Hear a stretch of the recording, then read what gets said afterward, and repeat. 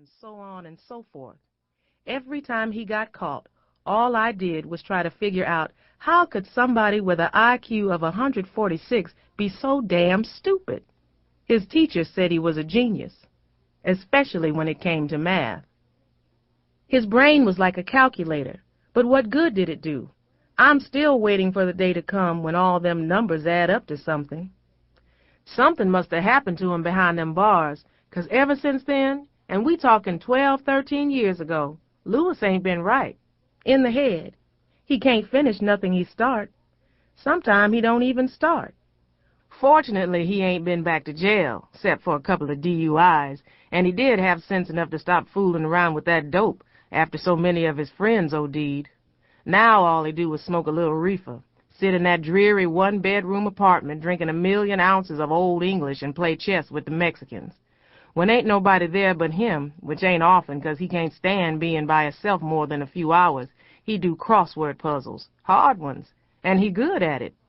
These he do finish, and from what I gather, he done let about hundreds of women walk through his revolving door for a day or two, but then all he do is complain about Donetta, his ex-wife, who he ain't been married to now going on 6 years, so most of 'em don't come back. And don't let him get a buzz going. Every other word out of his mouth is Donetta. He talk about her like they just got divorced yesterday. She wanted a perfect man, he claimed, or I almost killed myself trying to please that woman. But even though Donetta was a little slow, she was nice, decent. After I'd left Cecil for the 3rd time, I stayed with him for close to a month. By the 2nd week, I was almost ready for the loony bin. First off, Donetta couldn't cook nothing worth eating. She wasn't exactly Oprah when it came to having a two-way conversation. Cleaning house was at the bottom of her things-to-do list, and that boy needed his ass beat at least twice a day, but she only believed in that white folks' time-out mess. She didn't have as much sense as a Christmas turkey, and how you supposed to lead a child down a path when you lost your damn self? I understood completely when that child turned to God, got saved, and finally stopped giving Lewis dessert at night. A few months ago, she sent me a pink postcard from some motel in San Diego saying she got married, is 7 months pregnant, and they already know it's a girl, and her new husband's name is Todd, and he wants to adopt Jamil, and what do I think about all this? And then, P.S., not that it should matter, but Todd is white. First of all, who she marry is her business, even though Lewis will probably have a stroke when he find out. But one thing I do know, kids love whoever take care of them. Lewis been lost since she left, and he blames everybody except Lewis for his personal misery. Can't find no job. I'm a threat to the white man, he says. How, I ask. You more of a threat to yourself, Lewis. He huffs and puffs. I'm a victim, and I say, I agree, of poor-ass planning. And then he goes off and explains the history of the human race, and then black people, and then finally we get to the 20th century and the castration of the black man that's still going on in society today, because just look at how successful the black woman is compared to us. This is when I'd usually hand him another beer, which finally either shut his ass up or he'd nod off into a coma. Tragedy is his middle name. For years I fell for his mess, would lend him my Mary Kay money, my insurance bill money, even pawned my wedding ring once so he could pay his child support. But then it started to dawn on me that the only time he called is when he wants something, so I stopped accepting the charges. Last week he come calling me to say another one of his little raggedy cars broke down on the side of the freeway, way out in redneck country where Rodney King got beat up, and I guess I was supposed to feel sorry for him, which I did, for a hot minute. But then I remembered he ain't had no driver's license for close to a year. And then he asked, could I wire him $350 till his disability check came, and this time, this was my answer. Hell no.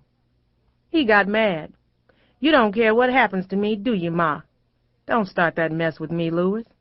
You don't understand what I'm going through, not one bit, do you? It don't matter whether I understand or not. I'm your mother, not your wife, not your woman, and I ain't no psychiatrist neither. What happened to Conchita? It's Carlita, Comacita, Consuela, Conleche, whatever. We broke up. I'm shocked. I need your help, Ma, for real. So what else is new? You ain't even supposed to be driving, Louis. Then how am I supposed to look for work or get to work?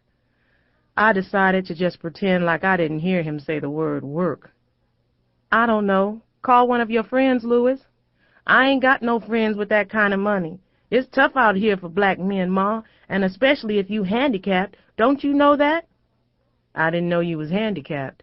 I got arthritis. And I'm 3 months pregnant with triplets. How come don't nobody ever believe me when I tell the truth? I can't hardly ball up my fist, my knuckles is so swollen. And on my right wrist, the bone is sticking out. Oh, never mind. Ma, please. I have to go now, Louis. I ain't got no $350. Yes, you do. You calling me a lie? No. I'm telling you, all my money is spent. Where's Daddy? Barbecuing. Where you think, I say, lying my butt off. Could you ask him and tell him it's for you?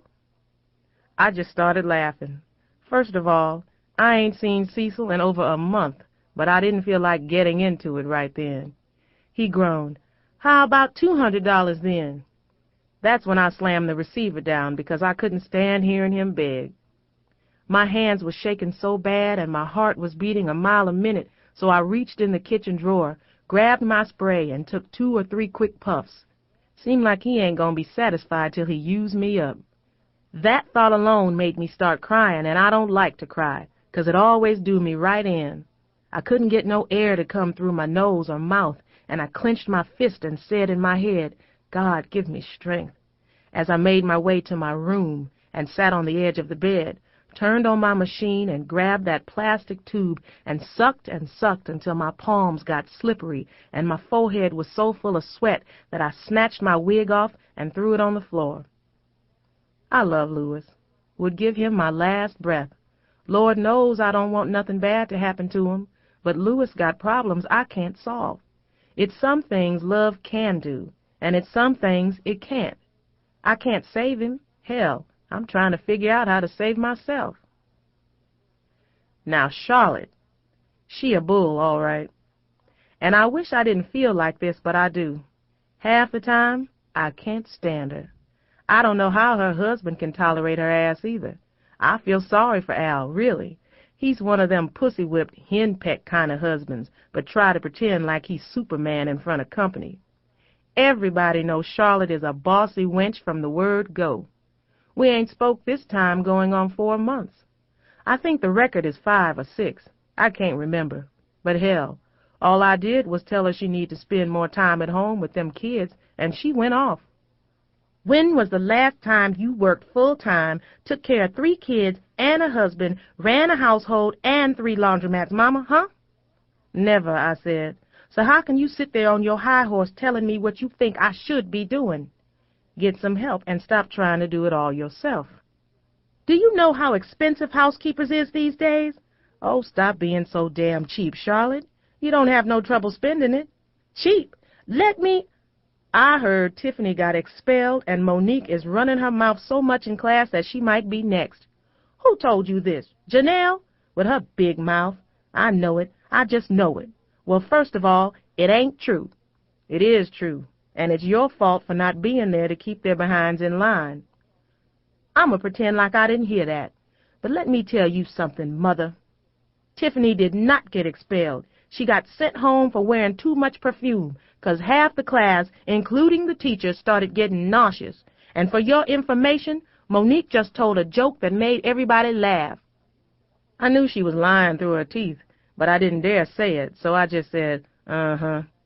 And since Janelle's running her mouth so much, did she bother to tell you that Monique is also having a tough time 'cause we regulating her medication? I got her medicine all right. Mama, you know what? I'm so tired of your sarcastic remarks. I don't know what to do. Sick of 'em. You never have nothing nice to say about my kids. That's bullshit and you know it. It ain't bullshit. When they do something good, then I'll have a reason to say something nice. See? That's what I mean. Has Dingus thrown a touchdown pass lately?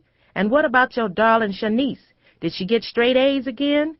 Go ahead and throw it in my face. I could use some more good goddamn news today. You better watch your mouth. I'm